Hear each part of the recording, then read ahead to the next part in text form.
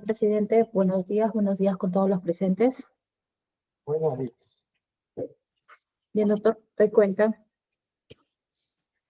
Se da cuenta la lectura de sentencia de casación número 453-2022. Se encuentra presente el representante del Ministerio Público, el doctor César Sanabria Chávez. También se encuentra presente la representante de la Procuraduría Pública, la abogada Rosa Morales Quispe. Así Perdón, también está presente. un momentito, perdón, doctor. Yo tengo, Disculpe, doctor. Yo tengo la 72023 de Amazonas, es una, ¿no? Sí, correcto. Y después tengo acá la 453, ¿no? Correcto, doctor. A ver, ya, un ratito, déjeme ver. Disculpe usted.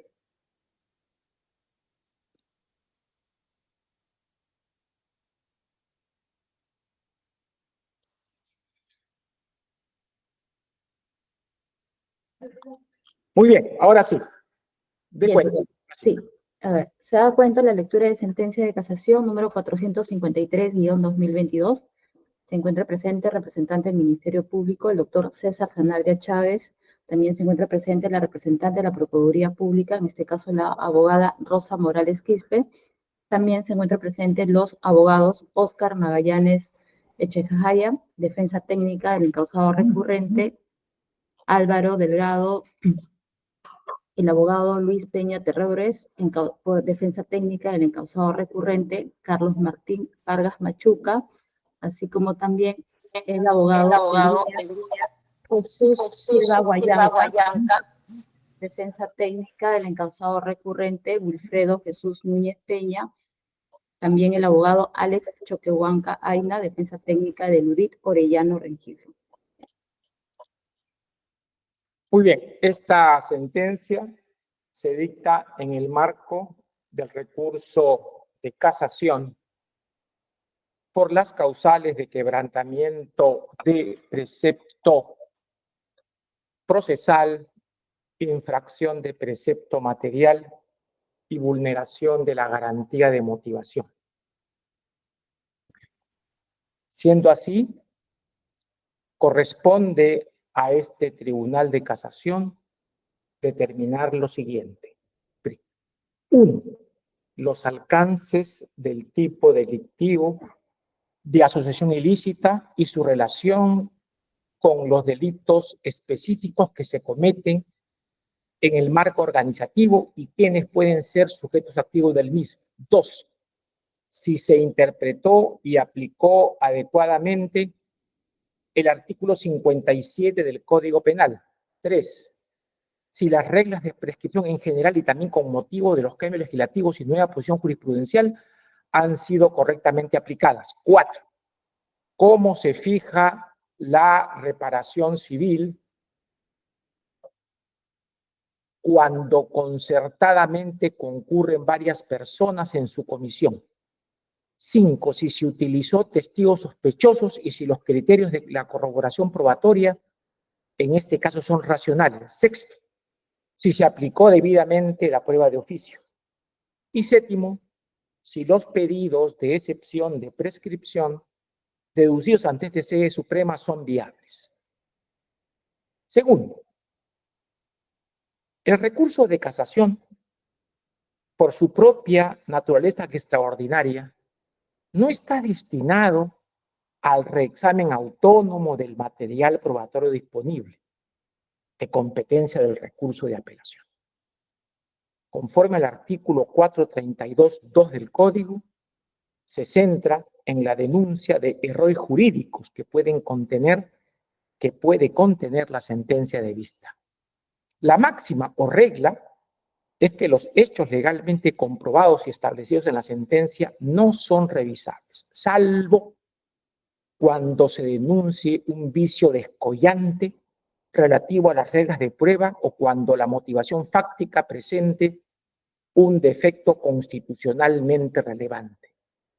Son 9 los defectos en orden a la motivación.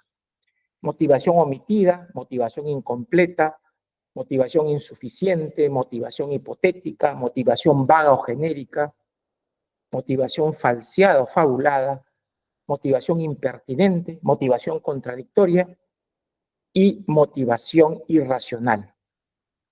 No se trata en este caso de un entendimiento distinto respecto a cómo debió motivarse determinado hecho o cuadro fáctico, sino o si la motivación fue o no correcta.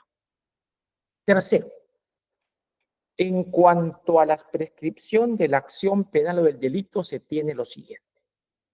Uno, un punto de partida inevitable es ratificar que la institución de la prescripción es de derecho sustantivo material. El hecho, por el tiempo transcurrido, se convirtió en historia y la necesidad de pena se diluye o pierde sentido político criminal. Se sustenta la prescripción, según es de enfatizar, en la necesidad de pena, más allá que parte o alguna de sus disposiciones puedan estar ubicadas en el Código Procesal Penal y que procesalmente pueda concebirse como un presupuesto procesal. Es a partir de esta concepción que en determinados casos especialmente graves, la comunidad internacional y el Estado sancionan la imprescriptibilidad de determinados delitos. No es un problema de demora del proceso penal, de la garantía del plazo razonable, sino algo fundamental, la renuncia del Estado a no sancionar y seguir persiguiendo el delito por acción del tiempo transcurrido. 2.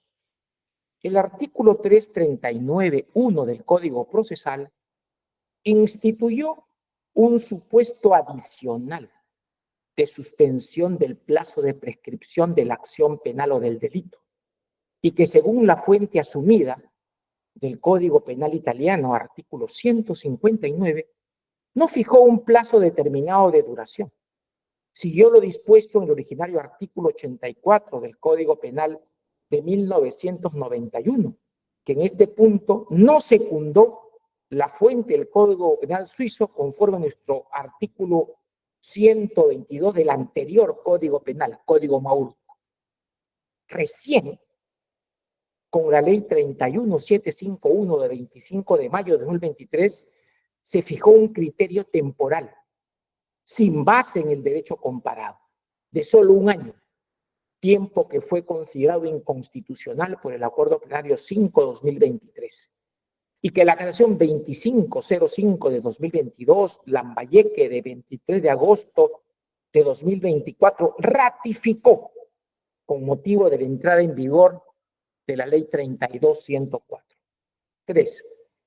Una especialidad de la suspensión del plazo de prescripción de la acción penal o del delito, según el artículo 339.1 del Código Procesal, que se extiende a la acusación directa, Acuerdo Plenario 6/2010, Fundamento 12 y Casación 666-218 Cusco, que en este caso se planteó el 14 de febrero de 2018, es que como el citado código se fue aplicando según un calendario en función a determinados títulos judiciales, la aplicación de ese precepto de suspensión está en función a la fecha en que el decreto supremo respectivo lo disponga o cuando una ley específica según los delitos así lo establezca, como es el caso para esta causa de la ley 30077 de 20 de agosto de 2013, entró en vigor el 1 de julio de 2014.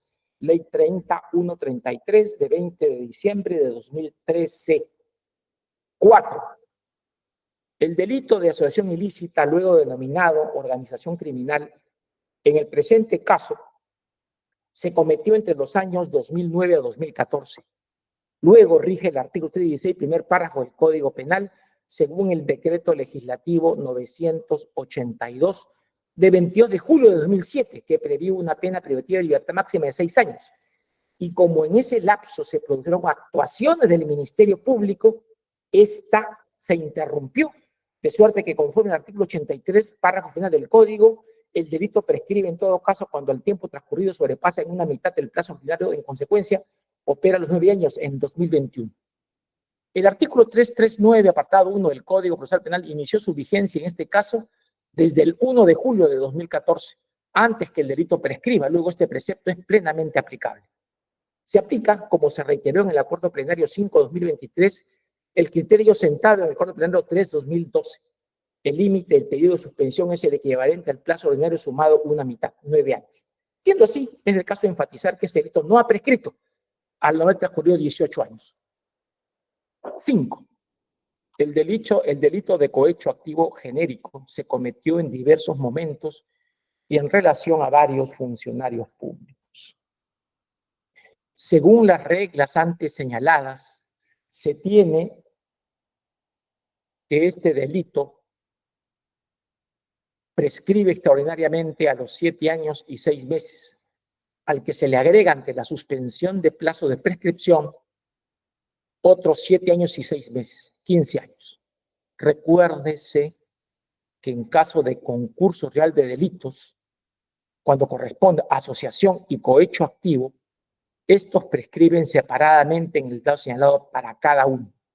Artículo 80, segundo párrafo del Código Penal. En suma, si los delitos de cohecho activo genérico se cometieron entre el 25 de febrero de 2010, el primero, y el 25 de abril de 2013, la prescripción recién operará en el primer caso el 23 de febrero de 2025 y en el último caso el 25 de abril de 2028. En ninguno de los 6 delitos de cohecho la acción ha prescrito. 6. El Tribunal Superior declaró prescritos 4 delitos de cohecho activo genérico. Solo desestimó la prescripción en 2 delitos, pero solo tomó como referencia el plazo ordinario de prescripción. No aplicó indebidamente el plazo extraordinario. En pureza, no hay razones valederas que lo sustenten desde que el que se realicen actuaciones en sede de diligencias preliminares se iniciaron estas por disposición de 28 de octubre de 2014, no es motivo para no considerarlas para interrumpir el plazo de prescripción, pues el artículo 83, primer parágrafo del Código Penal solo menciona, comillas, las actuaciones del Ministerio Público.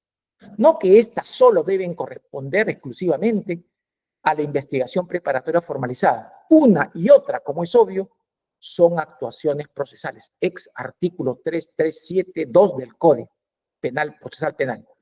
En tanto en cuanto no eran actos del Ministerio Público que interrumpieron el plazo de prescripción, al punto que por ello tampoco aplicó la suspensión en virtud del artículo 3391 del Código Procesal Penal. En esta línea, es menester acotar que tratándose del delito de organización criminal,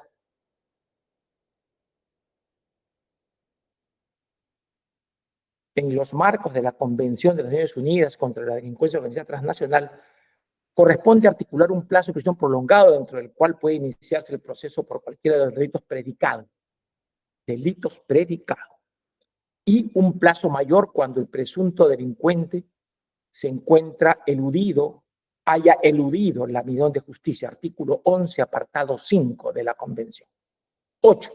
Debe, pues, aceptarse el recurso del Ministerio Público y desestimarse las prescripciones. Debe, pues, aceptarse, en principio, el recurso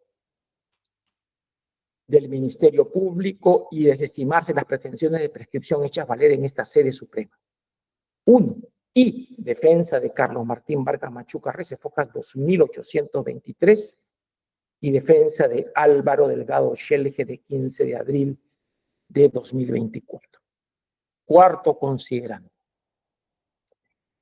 En lo concerniente al delito de asociación ilícita, es de rigor precisar lo siguiente.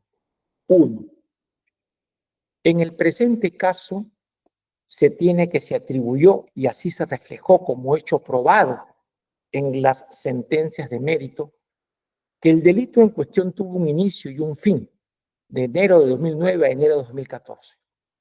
En esas fechas se encontraba vigente, como ya dijimos, el decreto legislativo 982 que solo castigaba al que forma parte de una organización de 2 o más personas, con una pena no menor de 3 ni mayor de 6 años de privación de libertad. 2. El citado artículo 317 del Código Penal sucesivamente ha sido modificado en el tiempo por 6 normas con rango de ley.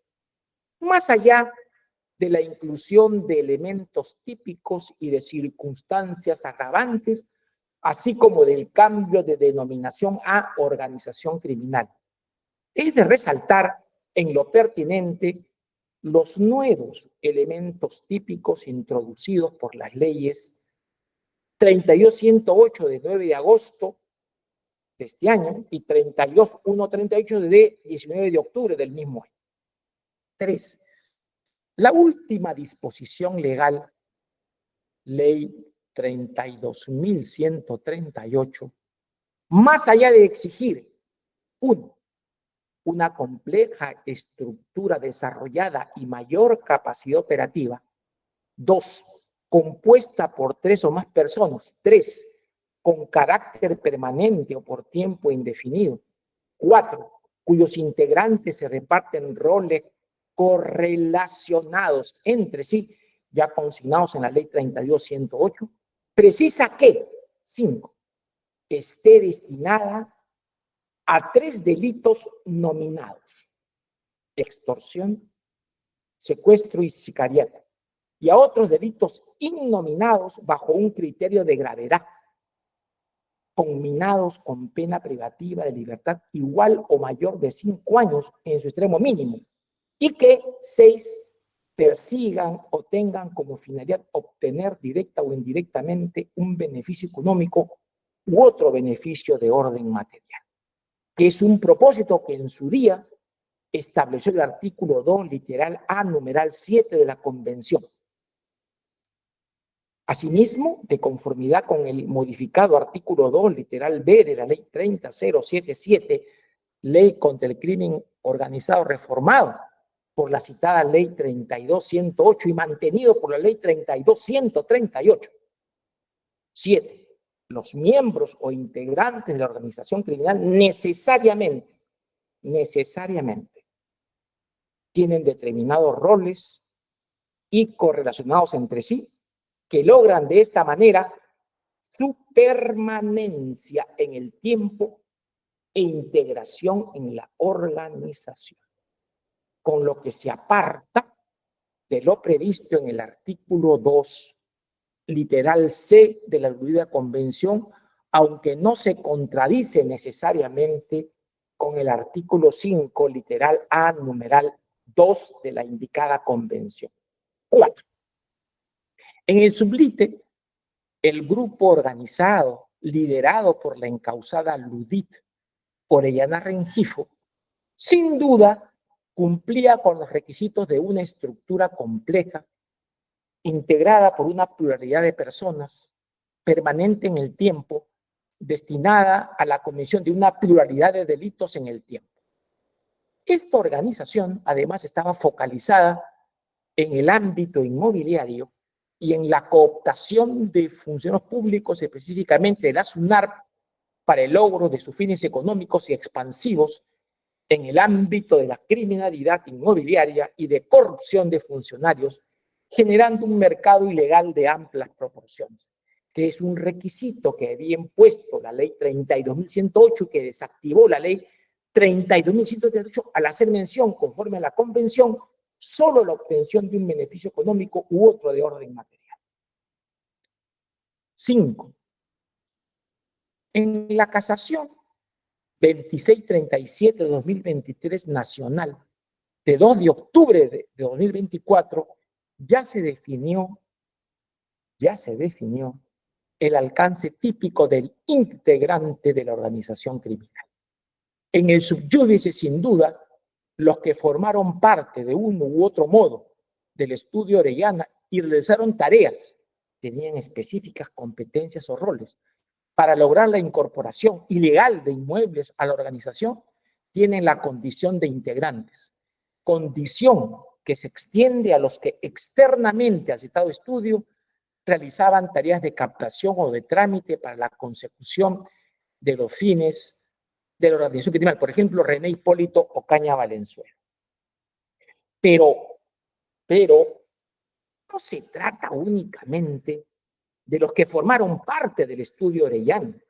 en el que también se incluye a Largio Hurtado Palomín, chofer y luego seguridad del estudio Orellana, quien prestó su nombre a una transferencia inmobiliaria, y Mike Davis Torres Torres, quien recibía un ingreso mensual del estudio e intervino en 2 transferencias.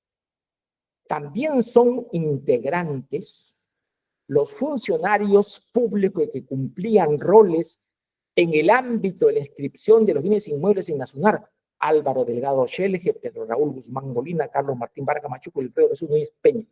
Pues ellos, a sabiendas de la finalidad delictiva de la organización, realizaron conductas para llevar adelante el acuerdo delictivo con plena adhesión a su finalidad criminal e incorporación a su programa criminal. Asimismo, todos aquellos que fueron captados para prestar su nombre a fin de concretar el apoderamiento e inscripción de los bienes inmuebles a sabiendas de la finalidad delictiva de la organización, siempre y cuando a partir de las circunstancias fácticas objetivas, prueba por indicio, se acredita una lógica de inserción permanente en el tiempo, desde luego también son integrantes. En esta perspectiva, los que intervinieron en más de una transferencia denotan su integración en la organización, que es el caso del encausada Rosa María Ledesma Vela, interviene en la compraventa de un predio, caso Shell, en la demanda arbitral contra la entidad vendedora, en la compraventa a otra persona jurídica, así como en el caso Paseo del Bosque en la demanda arbitral y en los autos de transferencia del mismo. Y de Juan Jesús Núñez Quispe, además de formar parte del estudio de Llana como procurador, intervino en el caso Llanavilla, Andamarca 1 y Andamarca 2, en la independización del mismo, y en el caso Parinacocha, presentando 3 títulos en la SUNAR. También el encausado Enrique Ipushima Dawa, captado por Hernán Villacrés Torres, que participó en una transferencia, caso San Pedro Luis, y además en un proceso arbitral simulado. 6. Distinto es el caso de 3 encausados que intervinieron como testaferros. El encausado Máximo Juan Núñez Quispe, según la sentencia de vista, intervino en 2 casos por presión de sus superiores, Patricia Rojas Rocha, en el estudio Orellana, área de saneamiento, donde trabajaba como procurador. Así se declaró probado. El Tribunal Superior además concluyó que no formaba parte del programa criminal ni lo conocía íntegramente. En cuanto a la descripción del suceso atribuido que se hace, primero, no es de recibo un supuesto de no exigibilidad de otra conducta, miedo insuperable. Nada se dijo que el miedo del sujeto no deja ninguna otra posibilidad de actuar. Y segundo, tampoco lo es que tras reconocer su intervención en 2 casos, si de transferencia conocía lo que ello implicaba por su condición de procurador, niega esta posibilidad. Luego, esta acusación no es de recibo. La encausada Rosalía Vargas Chaus, según la sentencia de vista, era trabajadora doméstica de Rodolfo Orellana Rengifo e intervino por orden y vinculación con este último en 2 transferencias y registros de predios, direccionando 8 y direccionando 30, direccionamiento 1 y direccionamiento 30, por las que recibió una retribución económica específica. Entendió el Tribunal Superior que no se probó su permanencia, siendo este efecto insuficiente que participara en 2 transferencias, así como tampoco que fuera parte de la finalidad delictiva de la organización. La escasa cultura y la dependencia le está encausada con Rodolfo Orellana Rengifo, para quien trabajaba como doméstica, en efecto, no permite atribuirse tal condición de integrante, la condición de integrante de la organización criminal. Es correcta jurídicamente su absolución. La encausada Tesalia Pacaya Taricuarima, según la sentencia, intervino en el caso prolongación Parinacochas en la adquisición de un predio, en la demanda arbitral contra los frutos vendedores y en ulterior inscripción en la SUNAR, por el que recibió retribuciones económicas.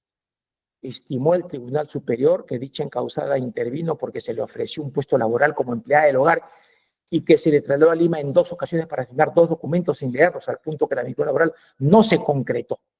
Esta conclusión sin duda importa un error de tipo invencible, bajo la presencia de un engaño por quien la convocó, al punto que pese a no repitió leer lo que firmaba. No existe dato para encontrar. Luego la absolución está arreglada a derecho. Quinto considerando que, como quedó indicado, un elemento del tipo objetivo del delito de organización criminal a partir de la ley 32.138 es que en todo caso, más allá de los delitos nominados, que son parte del programa criminal, consiste en que los demás delitos innominados que integran el indicado programa criminal, están sujetos a un umbral de gravedad determinado, sancionado con pena privativa de libertad igual o mayor de 5 años en su extremo mínimo. Es verdad que este umbral es más elevado que el previsto en el artículo 2, literal B de la Convención, que considera delito grave como aquel sancionado con una privación de libertad máxima de al menos 4 años o con una pena más grave.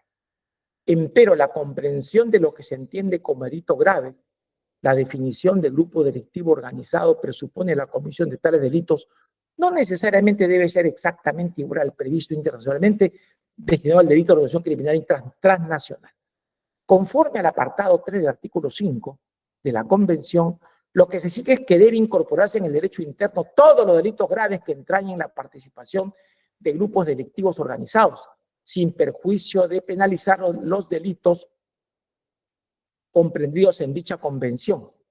Artículos 5, 6, 8 y 23, lavado de activos, corrupción y obstrucción a la justicia, así como por disposición de protocolos adicionales, los delitos de trata de personas, tráfico ilícito de migrantes, fabricación y tráfico ilícito de armas de fuego, piezas, componentes y puniciones. Todo ello independientemente del carácter transnacional de los mismos, como ha señalado el informe de UNDOC de 2016. Sostiene Militello que la referencia a un nivel de pena es, por tanto, común solo en valor absoluto, pero mantiene un valor relativo diferenciado según los techos o límites superiores en la pena que la propia jurisdicción internamente establece. En el presente caso, el delito predicado que ha sido identificado es el de cohecho activo genérico, sin perjuicio de entender como implícitos los de falsedad documental, estafa y defraudación. El delito de cohecho activo genérico tiene previsto una pena privativa de libertad mínima de 3 años. Los demás delitos antes citados no tienen previsto una pena privativa de libertad igual o mayor de 5 años en su extremo mínimo. Siendo así, por mandato del artículo 6 del Código Penal, no cabe otra opción en orden a la calificación de delito grave que entender que en todos los casos comprendidos por el delito de asociación ilícita para delinquir, hoy organización criminal, no se cumple este elemento objetivo del tipo delictivo. Consecuentemente, se impone la absolución. Esta declaración, como es evidente, es forzosa en virtud de los cambios legales antes indicados y que va a traer múltiples consecuencias en los procesos penales en los que con anterioridad se imputaron cargos bajo el artículo 317 del Código Penal. Sexto, el encausado Carlos Martín Vargas Machuca Rece fue condenado por el delito de asociación ilícita para delinquir a 4 años de privación de libertad efectiva. Era funcionario de la SUNAR y gestionaba y facilitaba el direccionamiento de títulos, 19 en total, para lograr finalmente su inscripción por el registrador Pedro Guzmán Molina, y por lo cual recibía una contribución económica, $500 por cada direccionamiento. Se aceptó la censura casacional referida a la aplicación de una pena efectiva y a la necesidad de que sea de ejecución suspendida condicionalmente, conforme lo referido del artículo 57 del Código Penal. Sin embargo, como el hecho materia de la condena, según lo expuesto en el fundamento jurídico precedente, no puede ser materia de condena, dada su atipicidad por falta de elemento de delito grave como delito predicado, es obvio que carece de objeto el análisis del artículo 57 del Código Penal. Por razones de favor libertatis y porque lo que está prohibido es la agravación de la acción jurídica del impugnante, corresponde la absolución. Es claro que al citado imputado, por lo menos en esta causa, no se le imputó cargos por delito de cohecho. No está de más enfatizar de las reglas por el artículo 57, numeral 2 del Código Penal, según la ley 30.076 de 19 de agosto de 2013, que se trata de hechos delictivos relevantes cometidos en 19 oportunidades con la recepción del dinero correspondiente y que importaron una sistemática quiebra de las reglas de objetividad y de actuación en favor de la generalidad, de suerte que por razones de prevención general no es posible una alternativa de pena privativa de libertad efectiva, así como de prevención especial, pues no consta sólidamente que no volverá a cometer un nuevo delito. La prognosis sería negativa.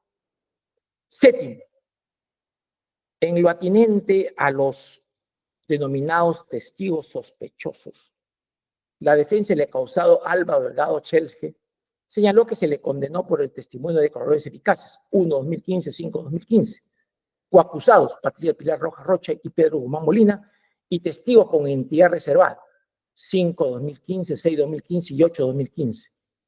Al respecto, se debe destacar que las coimputaciones, colaboradores y coimputados solas no pueden corroborar la indicación que formulan.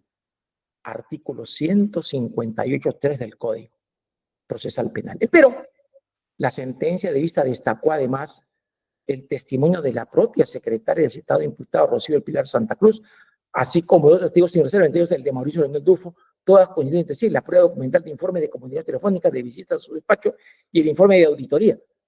La condena, pues, no se sustenta precisamente en testimonios sospechosos. Asimismo, los criterios de corroboración atento al conjunto de los documentos de prueba disponibles son racionales. No vulneran las reglas de la sana crítica, en especial la ley de razón suficiente.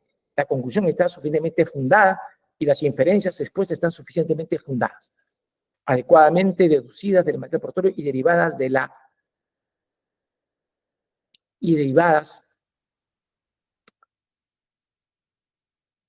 adecuadamente deducidas del material probatorio y derivadas de la sucesión de conclusiones y de coherencia, derivado de la regla de no contradicción, de identidad, elementos de prueba guardan relación con la controversia. Este agravio no puede prosperar. Octavo, que igualmente la defensa del encausado Delgado Chelske señaló que en segunda instancia declaró a pedido de 3 defensas, entre ellas él mismo, el señor Mauricio Leonel Dufo Albán, quien señaló que el sistema informático no permitía manipulación alguna, pero al proponerse una pericia informática en el sistema de SUNAR, se negó por razones procesales de tiempo para su realización. En la ejecución de esta prueba, que podría realizarse de oficio, importó a juicio recurrente una inobservancia de la garantía del debido proceso, en pureza de defensa procesal en su fase de prueba pertinente. La prueba de oficio está expresamente autorizada por el artículo 385.2 del Código Procesal como una potestad excepcional del órgano judicial, cuando ésta resulta indispensable o manifiestamente útil, derivada de la meta de esclarecimiento del proceso penal, lo que se llama deber de esclarecimiento, de la veritas delicti. Sin embargo, su realización está sujeta al cumplimiento del conjunto de los principios que informan el plenario. Entre ellos, la posibilidad de su realización sin merma de los principios procedimentales de concentración y de continuidad. Evitar la interrupción del juicio. Es evidente como una máxima de la experiencia que todo sistema informático, más aún si tiene un determinado tiempo de aplicación, puede ser vulnerado. De ahí que una regla es que periódicamente se refuerce y se introduzcan nuevas pautas técnicas y de seguridad informática. A ello se agrega que una pericia informática que establezca positivamente una validez informática en un sistema de las características y amplitud de la SUNAR demandaría mucho tiempo y esfuerzo tecnológico. A ello se agrega desde un primer momento, se podría contar, era previsible, el dato de la impenetrabilidad o no del sistema informático, de suerte que muy bien en el curso de las investigaciones preparatorias pudo solicitarse tal pericia. Por lo demás, como ya se expuso, las pruebas de cargo son numerosas. Las pruebas de cargo son numerosas. No solo se tiene la declaración del indicado testigo, y todas ellas convergen entre sí, por lo que no era de recibo para realizar el juzgamiento para realizar la pericia peticional. Este motivo de casación no es de recibo. Noveno, el Tribunal Superior estimó respecto a la encausada Caterina Elizabeth Díaz Berrú que fue víctima de una defensa ineficaz por el abogado que la patrocinaba en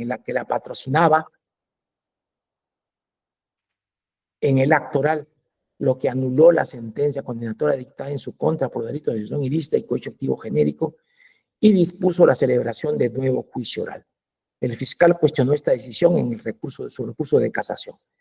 Empero, tras la anulación de este fallo, el noveno juzgado unipersonal penal nacional con fecha 9 de septiembre de 2022, emitió una sentencia conformada, número 70, contra la indicada acusada por ambos delitos y se le impuso 4 años de pena privativa de libertad suspendida condicionalmente por 3 y 3 años de inhabilitación con el pago correspondiente de la reparación civil. Siendo así, se ha producido un supuesto de sustracción de la materia, por lo que es aplicable el artículo 321, inciso 1 del Código Procesal Civil. No obstante, respecto de la defensa ineficaz, es de reiterar lo ya expuesto por este tribunal en la casación 724-2021 Arequipa de 13 de junio de 2022, en armonía con la sentencia de la Corte Interamericana de Derechos Humanos Ruana Torres contra El Salvador de 5 de octubre de 2015. Es de resaltar que la defensa ineficaz como causa petendi que justifica la anulación de la sentencia no puede ser confundida desde la competencia profesional del abogado defensor con la afirmación de una determinada negligencia atribuida al abogado anterior o con el hecho de trazar una estrategia procesal que a final de cuentas no acogió el órgano jurisdiccional. Esta requiere de una negligencia inexcusable o una falla manifiesta que ocasionó un perjuicio real y efectivo a los intereses del imputado concernido y como tal es excepcional y solo declarable en ocasiones en que claramente se aprecie tal supuesto y en función de las circunstancias concurrentes en cada caso. No es óbice, por cierto, que el defensor sea público o privado. En el sublite, si bien se cuestionó la técnica y precisión del interrogatorio de la defensa, es de precisar que el abogado defensor actuó en la causa desde un principio, postuló los medios de investigación y de prueba correspondientes, intervino activamente en la actividad probatoria y planteó la resistencia y alegatos en defensa de su patronal, que por demás es abogado de profesión y no cuestionó en su momento el proceder de su defensor. No es suficiente circunscribirse a una defensa de la intervención del defensor, sino debe examinarse su conducta procesal en todo el curso del proceso en el que intervino y además ha de indicarse en qué consistió la negación de determinadas posibilidades exitosas que han podido determinar la insuficiencia probatoria alegada por la defensa, no destacadas a propósito de la presunta incompetencia profesional del abogado en el ámbito de los interrogadores administrativos de cargo. Nada de esto se presenta. Que en lo que corresponde a la reparación civil, se tiene que la sentencia de primer grado fijó en un total de 2.600.000 soles el pago solidario respectivo dividido en 3 rubros, pero excluyó a Manuel Asunción Villacres Arévalo, extremo último que no fue recurrido por la Procuraduría. La sentencia de vista rebajó la reparación civil de 2 millones a 300.000 soles y los dos supuestos adicionales de 600.000 soles a 300.000 soles, así como declaró infundada la pretensión civil con relación a 9 encausados respecto al hecho 1. Esta sentencia de vista fue impugnada por la Procuraduría Pública del Estado. La defensa del encausado Núñez Peña cuestionó lo que considera una división y fraccionamiento en porcentajes el pago de la reparación civil sin precisar el sustento correspondiente y con violación del artículo 1983 del Código Civil. Ya se ha establecido que los delitos enjuiciados no han prescrito y que con independencia de las valoraciones de derecho penal sustantivo, todos los imputados intervinieron en su comisión, al margen de la concreta ilicitud penal. En estas condiciones se tiene que los hechos enjuiciados no sean típicos, no les quita su carácter de actos antijurídicos, de actos ilícitos. Son antijurídicos y ocasionan causal y culpablemente un daño al Estado sin que se presente una causal de inexistencia de responsabilidad civil conforme al artículo 1971 del Código Civil. Y por tanto indemnizable desde el derecho civil. Los criterios de imputación de la responsabilidad civil son propios y distintos de la responsabilidad penal, de modo que es posible que pese a una absolución, sobreseimiento e incluso relación de prescripción, puede importar una condena por indemnización derivada del daño generado. Por lo demás, en la casación 87-22 ICA, Fundamento Jurídico 3 de 23 de octubre de 2024, ya se estipularon los elementos de la responsabilidad civil. Y así se desprende de los artículos 1969, 1970 y 1985 del Código Civil. Todos estos elementos se cumplen en el submateria. Luego la reparación civil es inevitable. Solo se excluye el respeto de los encausados Vargas y Pacaya, por razones señaladas en el fundamento jurídico cuarto. También está excluido el absuelto en primera instancia por la Asunción Villacrés Arévalo. El artículo 95 del Código Penal establece la solidaridad y la reparación civil entre todos los intervinientes en el hecho. La regla base en materia de reparación civil extracontractual es el artículo 1983 del Código Civil, que preceptúa que cuando son varios los responsables, todos ellos responden solidariamente. Además, esta regla civil prevé atención a las relaciones internas entre los responsables, que cuando, comillas, aquel que pagó la totalidad de la indemnización puede repetir contra los otros, correspondiendo al juez fijar la proporción según la gravedad de la falta de cada uno de los participantes. Cierro con esto. La solidaridad en el presente caso está afirmada por la sentencia de mérito. Respecto a las relaciones internas que se generan entre los responsables, que son posteriores al resarcimiento efectivo de la víctima, se tiene que aquel que pagó la totalidad de la indemnización puede repetir contra los otros y corresponde al juez fijar la proporción según la gravedad de la falta de cada uno de los participantes. Y como se ha establecido jurisprudencialmente, es en la esfera de la repetición del pago donde deben fijarse las proporciones por el juez del proceso respectivo, no antes, es decir, no en este proceso, de forma tal que el resarcimiento a la víctima de ninguna manera se vería afectado. Casación Civil 1181-2013, Ayacucho, publicada en el Peruano el 30 de abril de 2014. En consecuencia, la parte de la sentencia de vista que ratifica determinadas proporciones respecto del pago de la reparación civil, numeral 10º, folio 379, según lo establecido en el numeral 23º, folio 401 y 402, debe anularse por no corresponder a hacerlo en este proceso. Se carece de competencia objetiva para fijar el porcentaje. Respecto del montante de la reparación civil, que la Procuraduría también cuestionó al rebajar la cantidad fijada en primera instancia, ya se tiene expuesto que la competencia funcional de la Corte Suprema, en este caso, solo está examinada para determinar cuando, entre otros supuestos, se fijen defectuosamente la base que la fundamenta. En el presente caso se tiene una afectación continuada y sistemática al sistema de propiedad inmobiliaria, al sistema registral, así como contra la tranquilidad pública como consecuencia de la actividad de una organización criminal que duró aproximadamente 5 años. Ello importa de la perspectiva del daño moral al Estado, cuya cuantía se fija equitativamente la imposición de una indemnización apreciable, que en este caso sería la fijada en primera instancia. La Procuraduría no cuestionó en apelación el monto fijado en primera instancia. Por tanto, debe aumentarse el monto de la reparación civil y confirmarse el fijado por la sentencia de primer grado. La sentencia casatoria debe ser rescindida rescisoria, pues para decidir no es necesario un nuevo debate. Que finalmente, es verdad que en lo atinente a la encausada Ludit Orellana Rengifo, el Tribunal Superior declaró la prescripción por los hechos 2, 3, 4 y 5 en relación con el delito de cohecho, lo que es un error jurídico, pues el plazo de prescripción no operó. Empero, no cabe que se realice un nuevo juicio oral por este extremo con la extensión irrazonable del proceso. Tanto más si existe condena respecto de otros hechos que integran ese delito. Y en todo caso, la pena no variaría por los límites penológicos impuestos por el artículo 50 del Código Penal, doble de la pena por el delito más grave. En tal virtud, no cabe se ampare el recurso de declaración en función a la concepción de la pena justificada, la cual ya no podría variar. Que respecto de las costas son aplicados los artículos 497 y 499. La Fiscalía está exenta de costas. Parte de sus objeciones han sido aceptadas.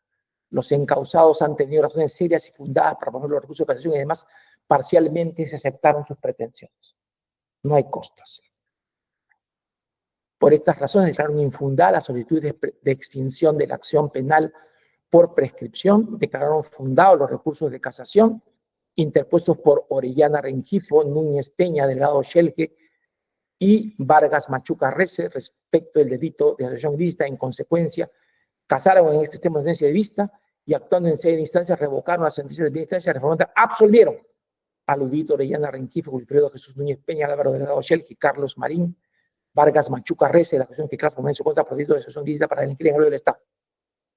De conformidad con el artículo 408.1 del Código Procesal Penal, extendieron los efectos de la absolución por el delito de asociación ilícita para delinquir a Niki Eder Ramírez Salvador y Yanina Mari Loli Hurtado Márquez de Carranza, sin perjuicio de ratificar las absoluciones de Manuel Asunción Villacrés Arévalo, en primera instancia, Rosa María Ledesma Vela, Largio Hurtado, Rosalía Vargas, Máximo Núñez, René Hipólito Caña, Tesalia Pacaya, Lauro Sánchez, Miki Torres, Mike Davis Torres y Enrique Pushima Dawa, segunda instancia.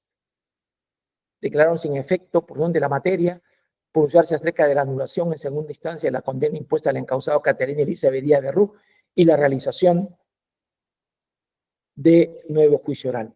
Declararon infundado el recurso de casación interpuesto por la Fiscalía no atinente a la declaración de prescripción del Código Activo Genérico, hechos 2, 3, 4, 5, respecto al encausado Ludito Orellana Rengifo.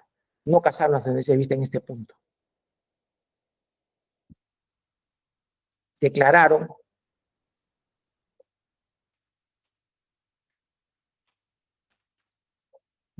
fundado parcialmente el recurso de casación de la encausada Ludito Orellana Rengifo en cuanto a la pena impuesta de 10 años de prisión de libertad. En consecuencia, casaron la sentencia en este extremo y revocando la sentencia de primera instancia de 10 años de pena privativa de libertad, le impusieron 7 años y 4 meses de pena privativa de libertad, que con descuento de que viene sufriendo vencerá el 5 de junio de 2026. Declararon fundado en parte el recurso de casación de la Procuraduría Pública del Estado. En consecuencia, casaron la sentencia de vista respecto a los planos civiles y actuando en esa instancia confirmaron la sentencia de primera instancia en cuanto impuso la suma de 2 millones de soles que solidariamente pagarán los imputados. Fueron fundado en parte el recurso de casación interpuesto por el encausado Núñez Peña respecto a los porcentajes citados respecto al pago de 2 millones de soles de punto 23 de la parte sur de la sentencia de primera instancia y punto 10 de la parte de la sentencia de vista. En consecuencia, casaron en este punto y anularon la sentencia de primera instancia en este extremo, sin costas. Queda así leída esta sentencia, que se notificará inmediatamente y se publicará en la página web del Poder Judicial. La audiencia ha concluido. Tengan ustedes muy buenos días. Gracias. Señor magistrado, disculpe, ¿la resolución cuándo nos notificarán? Oportunamente, señor. Oportunamente. Ya está hecha ya. ¿Ya? No se preocupe usted.